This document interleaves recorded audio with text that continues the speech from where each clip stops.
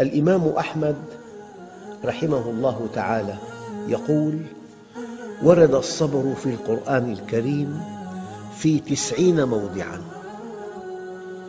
لأن الإيمان هو الصبر، ولأن الإنسان مخلوق للجنة، وثمن الجنة الصبر.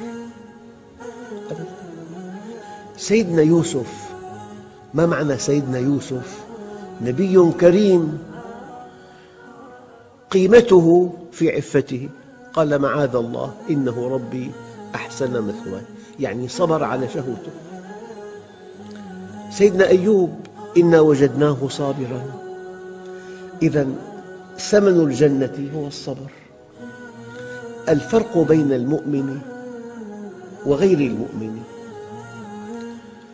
غير المؤمن متفلت، يفعل ما يشاء، يأكل ما يشاء من حلال من حرام، يجلس مع من يشاء، إنسان صالح طالح سيء مجرم، يذهب إلى أي مكان يشاء، إلى ملهى إلى نادي، يأخذ أي مال يشاء، يعتدي على أي مخلوق يشاء، كما ترون وتسمعون في العالم كله.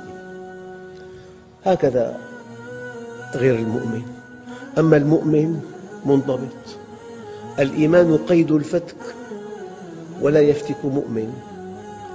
لما الفرنجة فتحوا القدس ذبحوا في يومين 70,000. الدماء تمشي في الطرقات. فلما فتح صلاح الدين القدس لم ترق قطرة دم واحدة. الإيمان قيد الفتك، ولا يفتك مؤمن.